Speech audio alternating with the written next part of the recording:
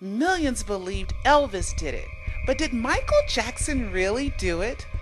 Fake his death. Alive. Is Michael Jackson really dead? Investigative journalist Pearl Jr. uncovered the facts in the 2005 trial. Now she's uncovered the most shocking true story of our lifetime. Alive. Is Michael Jackson really dead? This promises to blow your mind.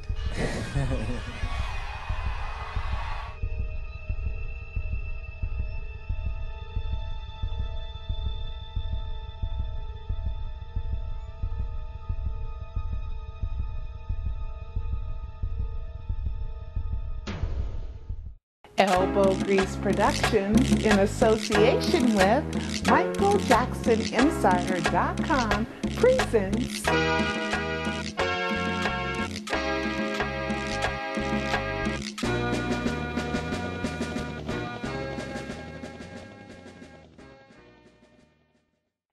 Hi, this is Pearl Jr. with MichaelJacksonInsider.com, and this is a message to anybody who cares about the life and quote-unquote death of Michael Jackson. The month of May has been very, very interesting for several reasons, especially these last few years. We all know about the note that I've told you a zillion times that was written on my birthday. See you, July 2011. Well, last year, right around my birthday, you guys aren't going to believe this. Raymone Bain had called me and asked me to be a guest on her radio show. If you don't know who Raymone Bain is, she has been Michael's publicist, his spokesperson, and his manager pretty much since the early 2000s. And her and I have probably corresponded hundreds of times, and I met her at the 2005 trial. Now here's a little excerpt from my Raymone K. Bain interview dated May 5th, 2010. Hello, how are you all today? We're having a good time here on the Raymone Bain Show, bdigix.com.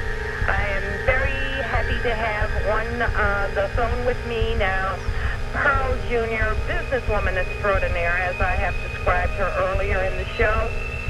She is also a very fine reporter, filmmaker.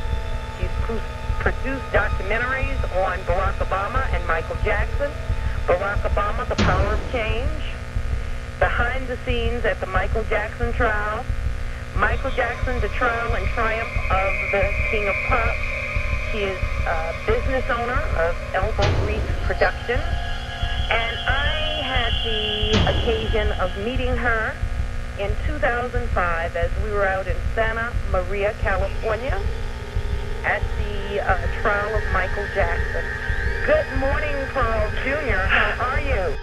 Well, congratulations on your radio show. I'm doing great and happy to be on your show.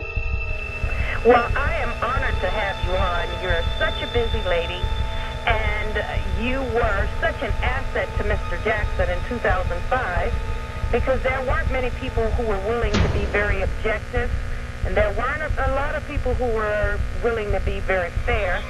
Many of them had converged on Santa Maria, California already with the idea that he was guilty, and not many of them moved past that. You have several of them now who are saying that they were wrong, but that's a little asterisk fact. But you were there, and you were very objective, and you were very balanced. And for all of us at Team Jackson, we kind of thank you for that. I mean, there's been a lot going on since that time, and I don't think that you've seen as many of us in one room as we were up there in Santa Maria during that trial. But thank you for that. That meant a lot to us, and it certainly meant a lot to him. How have you been doing? Now, the funny thing is, when Raymone first called me and asked me to be a guest on her radio show, I was kind of like, how is this going to be? I'm getting ready to finish the book, Suicide, Did Michael Jackson Fake His Death to Save His Life? So when we were on the phone, she had brought up the book to me. I was not comfortable bringing up the book to her because she was so close to Michael for so long. But I did introduce the name of the book, Suicide, Did Michael Jackson Fake His Death to Save His Life, on Raymone K. Bain's radio show. Is that another coincidence, or? Too much to be coincidentally. Well, there goes Jason Malachi or Michael Jackson. More and more coincidences. Now, most of you guys have heard that Raymone K. Bain is working with Katherine Jackson. Now, I've been waiting for Raymone K. Bain to come back because many of us hoaxers, as investigators, felt like the lawsuit for $44 million that she sued Michael for back dated May 5th, 2009 for $44 million. We thought it was bogus. We didn't believe that she would sue him. And Raymone many times had emailed me that she promised she would never do anything to harm Michael Jackson. So I was suspicious of that lawsuit when it first came out, saying, something ain't quite right. Well, we know the lawsuit was dismissed. The estate refused to pay it, and it's no harm, no foul. Now, Raymone K. Bain is working with Katherine Jackson. I am not saying that Raymone Bain has ever told me that Michael Jackson is not dead. I just found it absolutely crazy that I would announce a book about Michael faking his death for the first time on her radio show.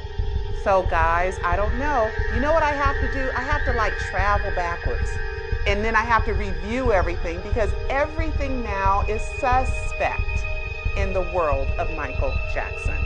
Now, the only reason why I really thought about the book and the Raymone K. Bain interview was because of the whole Jermaine Jackson battle that was on Twitter, which was May 4th. So something's going on with the first week of May, right around Catherine's birthday, Jackie's birthday, my birthday, and there are several other Jacksons who are born in the month of May, including Janet Jackson, whose birthday is on May 16th, and I believe LaToya and Reeby's birthday is on May 29th. So I would like to wish all the Jacksons who have birthdays in May, happy birthday.